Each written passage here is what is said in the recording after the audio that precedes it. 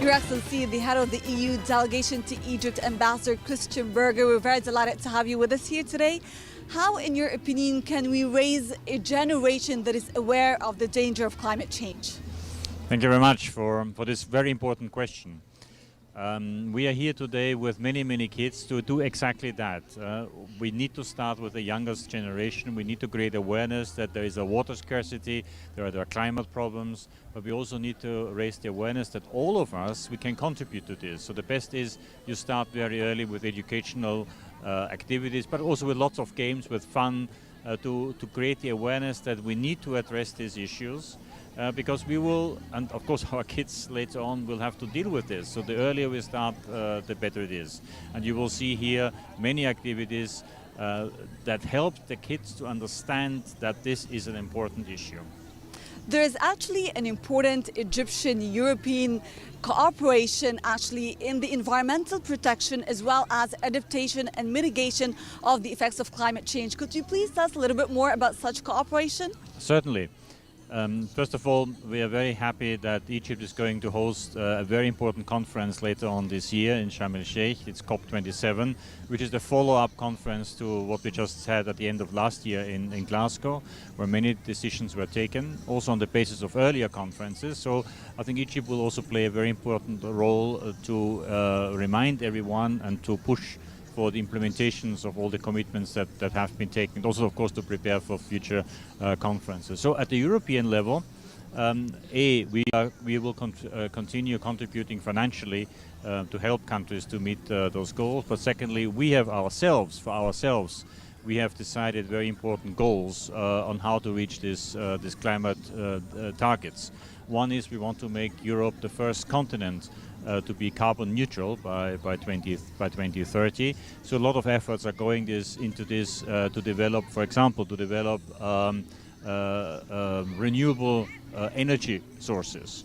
Here we are working hand in hand with Egypt, because also here with solar energy, with wind energy, and the latest development of hydrogen, these are very important contributions to meet those goals.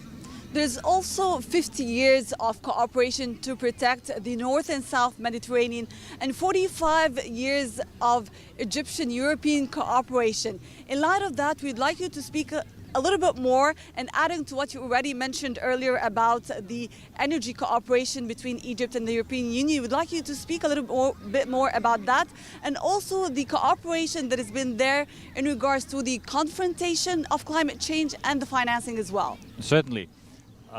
You're quite right. We have nice anniversaries this year, 50 years of cooperation between the northern and the southern shores of the Mediterranean. We call it this Euro-Mediterranean partnership.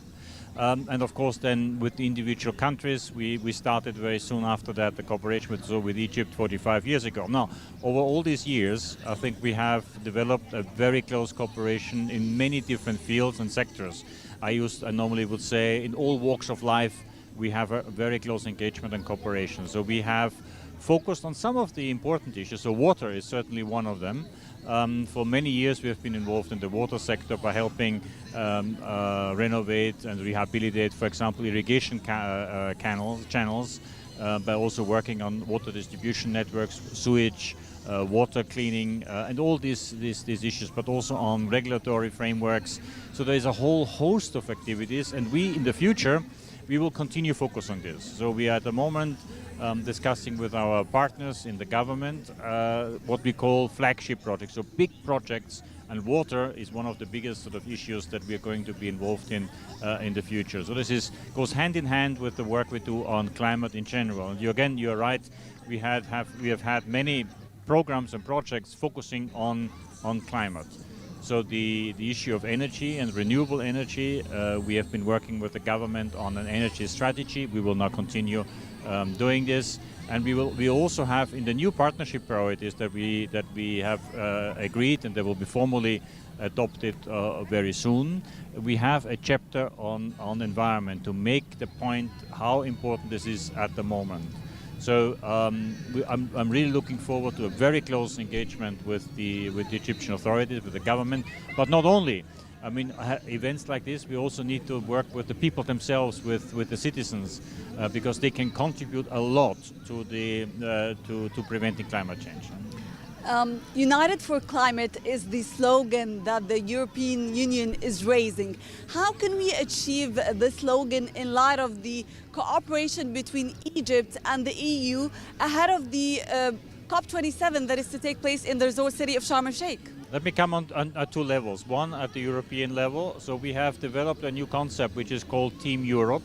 So this is not only the institutions of the European Union, but the 27 member states of the European Union, the big European financial institutions like the EIB, like the EBRD, the big banks of the European Union, but also the banks of the member states. We all work together because we are facing big challenges, so we need to be united in facing those and working on these challenges. And here we also want to work very closely with Egypt as a partner, as the chair and the presidency of COP27, so with a very strong drive in making these changes possible, to create also the awareness at the level of the individual citizens to make these changes possible. So we are looking forward to have this cooperation in the preparation of COP27 at the meeting itself. So many European delegations will come to Sharm el-Sheikh to discuss these very important issues, but not only that, to take them the decisions that we're going to take at the meeting in Sharm el-Sheikh, to take those decisions forward and implement them. Well, the year 2022 is the European Year of Youth, and is also the year when the Climate Change Conference will take place right here in Egypt. How can we actually integrate youth into confronting the climate change issue?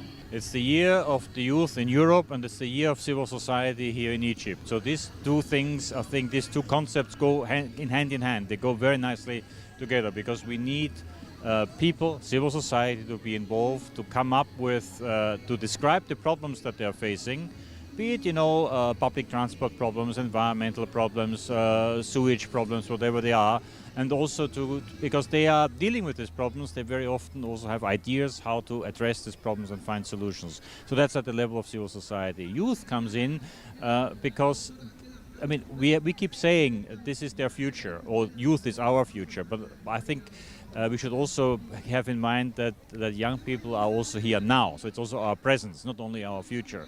So we need to bring them in now in order to discuss these issues and to come up with ideas, with programs, with projects, with awareness, with commitments, how to address all these very difficult challenges. Your Excellency, the head of the EU delegation to Egypt, Ambassador Christian Berger, thank you so much for being with us here today. Thank you for this opportunity. Thank you. Thank you, sir. Thank you so much. Thank you.